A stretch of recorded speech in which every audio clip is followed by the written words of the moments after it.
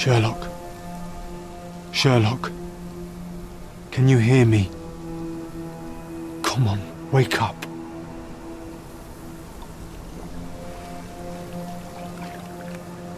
Get off me. Sherry, You knew, and more than that, you hid it from me. you couldn't bear the truth, Sherlock, so I shouldered it for you.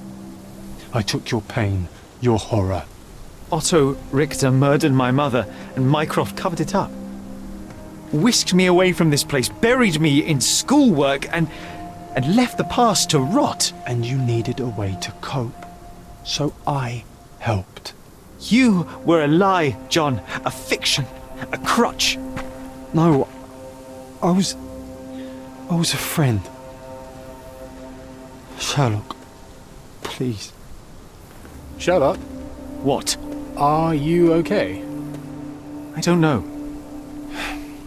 I told you not to come, Sherlock. Where is he? Who? Your friend, John. He's beside you. Was all this worth it? Is he worth it? Why is he here? I think, in his own way, he was trying to protect me. A truth I couldn't bear. But now I must face it.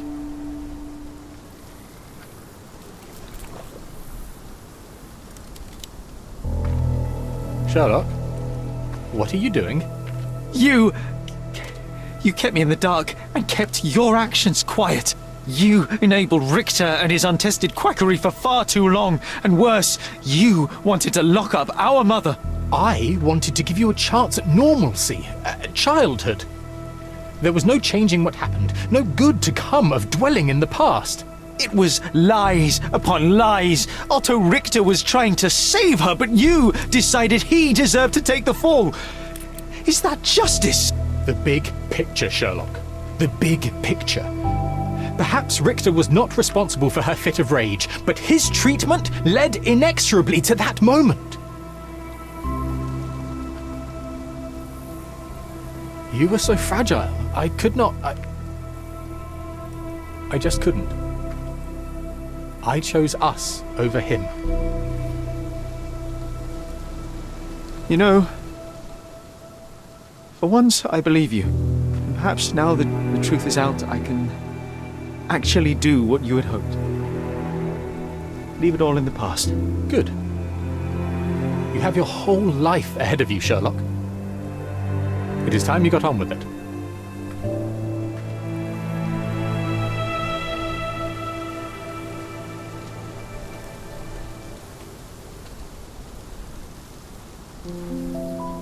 I was worried there for a minute, Sherry. Really worried. I didn't want to hurt you.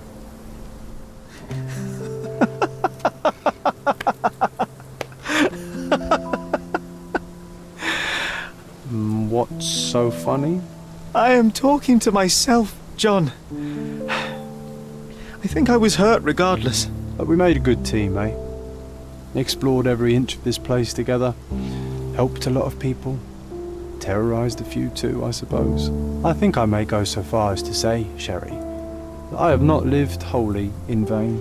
So that's it. It's over. You've opened every door, Sherry. Faced the past you locked away. You don't need me anymore. I know. I will miss you all the same. I don't want you to go.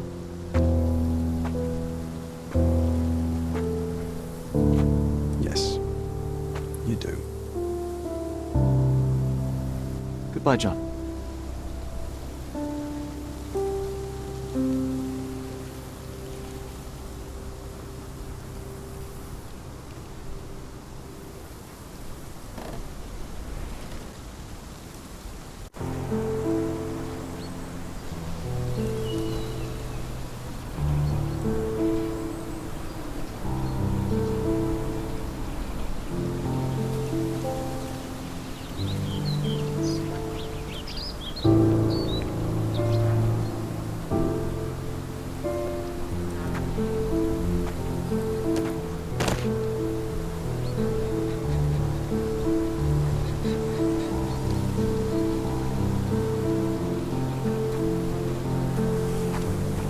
Why are you here?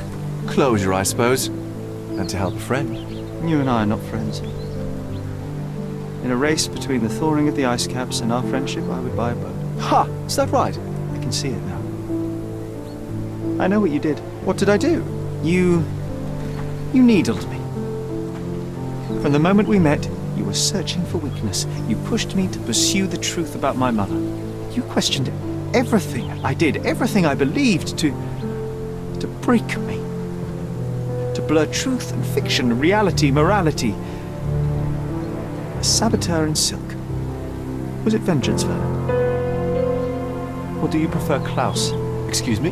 You are Klaus Richter, Otto's younger brother. Do you hold me responsible for his end? Ha! There was no love lost between me and my brother. I am sure you can relate. Otto was merely the gravity that pulled me into your orbit. Or you into mine. Once I met you, I could not keep away. Why? What reason do you have for all this? To help you. You're lying. To show you that you were wrong. More lies. I know you now, Werner. Try again. To see what had happened. Or is that yet another untruth? Does it matter? Take your pick. Who cares? You're my masterpiece. I turned Sisyphus into Ozymandias. You could not see the futility of your quest until I helped you to let go of the rock. And now, nothing beside remains. I remain. Despite you and to spite you. It is a matter of will and power now. Will you overcome this, or shall you decay? Oh, on that note, I brought you something. I want nothing more from you. When one wants for nothing, Sherlock, the best thing to get them is something personal. So, here you are. Now, please excuse me, but the gallery calls.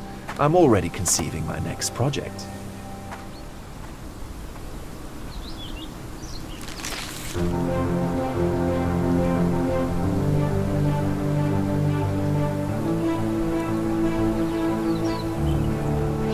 You really are beautiful.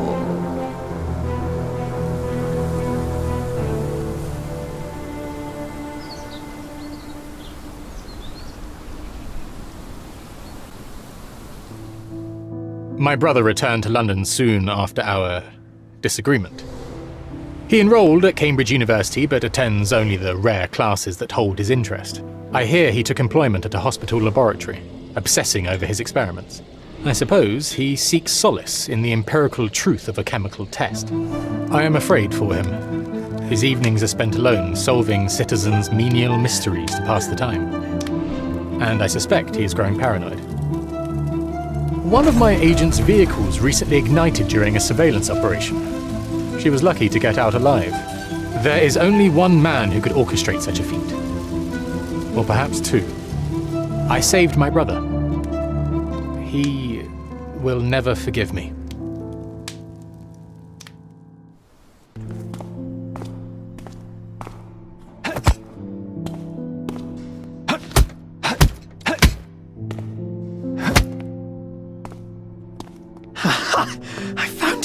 I found it! I found it!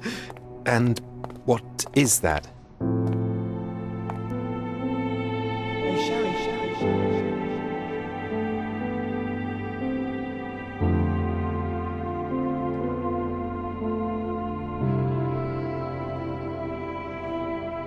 How far, bruises may be produced after death? How are you? You have been in Afghanistan, I perceive. How on earth did you know that? Never mind. The question now is about bruising. No doubt you see the significance of this discovery of mine. It is interesting, no doubt, but practically... Why, it is the most practical medico-legal discovery for years. Had we these data sooner, hundreds of men would have paid the penalty for their crimes. Cases oft hinge upon how a man died. Now, we can know which wounds he suffered alive, which occurred post-mortem, and what instrument was responsible. And ergo, one will soon be able to calculate with utmost precision when and where death occurred, sparing the innocent and damning the guilty. Well, then you are to be congratulated. Indeed. But, you came here on business. Correct again. I am looking for someone with whom to take diggings, and heard you were complaining that you could get no one to go halves with you. I have my eye on a suite in Baker Street, which would suit us down to the ground. You don't mind the smell of strong tobacco, I hope? I smoke ships myself. That's good enough. I get in the dumps at times, and don't open my mouth for days on end. Just let me alone, and I'll soon be right. What have you to confess now? It's best for two fellows to know what bruises each other carries before they begin to live together. My last companion and I... Well, I object to rows because my nerves are shaken, and I get up at all sorts of ungodly hours, and I am extremely lazy. I have another set of vices when I'm well, but those are the principal ones at present. Do you include violin playing in your category for rout? It depends on the player. A well-played violin is a treat for the gods. A badly played one. Oh, no, that's all right. I think we may consider the thing as settled. Oh, forgive my manners. My attention wavers. Sherlock Holmes. Dr. John Watson. John.